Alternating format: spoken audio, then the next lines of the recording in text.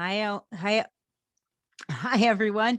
Tanya Hertz here, and we're just going to finish up the section on leadership, power, and influence, and how leaders can use their power to influence others.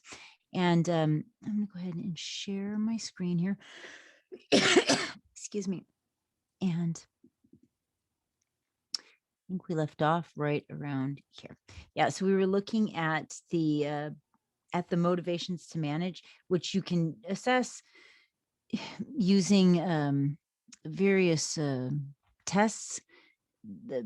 And when you get the results of the test, you can basically break down the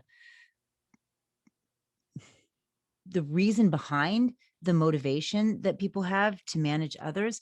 And there are some reasons that are really positive, and others that are not so positive. Some, again, that are self-serving and sort of tyrannical desire to control others, and others that are very altruistic or indifferent. So maybe the main 6 reasons are: people want to have a good relationship with authority figures, and so they want to lead others. They may want to get recognition in the organization or advance. They want to seem like they're active and like they're assertive. Something that maybe is a little bit less positive and more tyrannical is wanting to exercise influence or control over other human beings. You also get people who want to be seen as different, or be willing to sort of do their part and take over these sort of routine aspects of being a leader in an organization. You also see people who are opla, uh, are very attached to being leaders, who have a strong desire to be seen as being a leader, or to be sort of viewed as being in control. And again, that's maybe not the best reason to choose to be a leader. What we do find through all of these different tests out there, particularly the MSCS, is that leadership success is predictive, particularly in organizations that have that hierarchical structure. So hierarchical, like a pyramid, right, where the power is at the top and it flows downwards. Then these findings are predictive. And we found that not everyone likes being a leader, that there is not a correlation between having this high need for power, or this high need for a motivation to manage, and leadership success. We also see that high need for socialized power and a high level of activity inhibition may be required for long-term success in an organization. So that is a predictive of success. So having the need for socialized power versus personal power. And everyone has a different reason why they're doing this, but there are the right reasons and maybe the wrong reasons. And so it's important to test employees before hiring them and see what their reason is for wanting to motivate or control others. All right. So I don't know if any of you have taken this questionnaire before. It is the behavioral or behavior questionnaire, the influence behavior questionnaire. I have it right here. IBQ, influence behavior questionnaire. It assesses 9 types of influence tactics, and these are all ways that we can influence other people. Now, there are varying degrees of success with the different types of influence tactics, and depending on who you're trying to influence in the organization, is it a lateral sort of a power move? Are you trying to influence a peer? Are you trying to influence a subordinate? superior.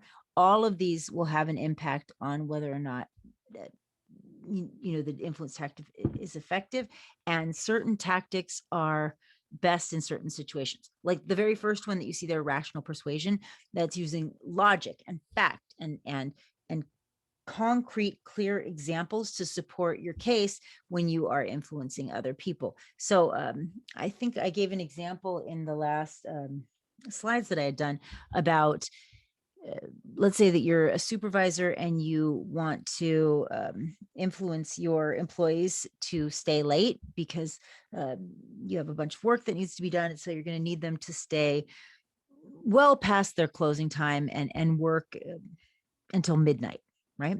And so rational persuasion, you would use logic to back it up. You would explain exactly why this needed to happen. And this type of persuasion is the most effective regardless of who you are trying to convince, whether you're trying to convince a supervisor, a peer, or a subordinate. The second type of appeal or of influence tactic is inspirational appeal, and that's essentially designed to create enthusiasm or emotional response in the target. So you're trying to inspire them, right? Inspirational appeal. Maybe you might say something like, I need you to work until midnight tonight, because we're changing the world. We're trying to do things differently. I can't do this without you. It's going to make a huge difference in people's lives, right? Those can be moderately effective. Moderately effective. Consultation is asking the target to participate in the planning of an activity, also moderately effective. Ingratiation is it's being nice. It's putting the target in a good mood first. It's saying, I need you to work late tonight. And by the way, did I tell you how lovely your hair looks tonight? It's just a beautiful haircut that you have. And, by the way, did you lose weight? Right. Now, ingratiation can be effective, but it is not effective when it's disingenuous or when it is done immediately preceding the request. So I need you to work late. Your hair looks great is probably not going to work. Now, consistently being nice, being kind, being friendly, and then asking for help, that does work. That can be very effective. Personal appeals is calling on friendship. So could you do it for me? Right. I'm asking old buddy, old pal, please work late, right? Exchange, just like it sounds, this for that.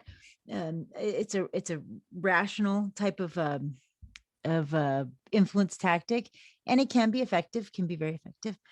Coalition is getting together people to help make your case. So this is usually done after other types of influence tactics that don't work.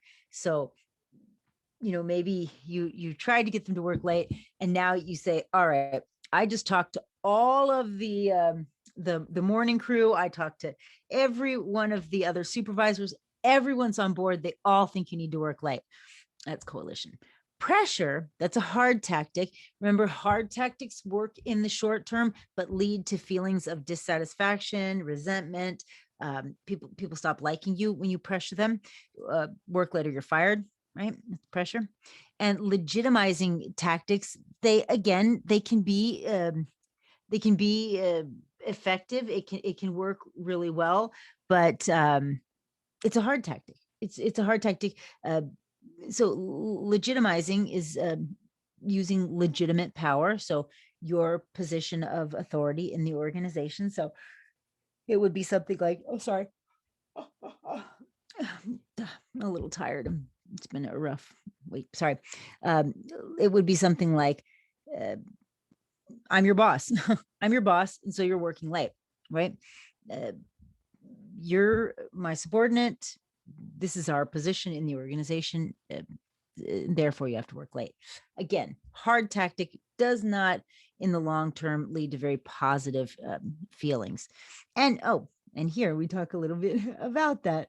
So the hard tactics are typically used in crisis situations, are typically used when the leader or the influencer has the upper hand, when they think there will be resistance, when a person's or when the person does something that's so just egregious and in violation of policy or behavioral norms that those hard tactics have to be used, right? I mean, everybody who knows me knows that I'm generally a very happy, nice, sociable, friendly person, but there are times when I am not happy, nice, friendly, sociable, and anyone who's worked for me knows that I can be kind of a hard-headed, and when somebody does something that's unethical or does something that's more than just a mistake, intentionally, willfully, deceitful, etc., my soft tactics turn to hard tactics very quickly. Tactics typically are typically used when there's more time, when we can take our time, and when we want to keep a good organizational culture, and we expect our employees or subordinates to carry out their work duties without having to employ those harder tactics. We do see that female managers are less likely to compromise or negotiate during influence attempts when women manage men. Well, when women are managers in general, there's this misconception that women only use softer tactics, that they're a lot kinder, a lot more focused on the well-being of the employee and less on achieving the goals of the organization. And that's not necessarily true. We do see that there are there is a higher probability that women will exhibit a more caring attitude. They're less likely to behave in a self-interested manner. But beyond that, we do see that there's less differences than previously were thought. We do know that women are less likely to compromise. We also know that they're less likely to negotiate when perhaps they should, which could account for some of the disparities in things like pay. Yeah. But women are making up more and more of the workforce. We're expecting to see within the next 5 to 10 years that women will surpass men in the workforce. And so it's really important that we know how to work with women in organizations, and as women that we know how to manage just like everyone else. Okay. Now, rational versus emotional, very similar to hard versus soft. Rational tactics are typically used when there's a somewhat equal, even distribution of power in the organization. And leaders really should consider why they believe a particular influence tactic is effective, and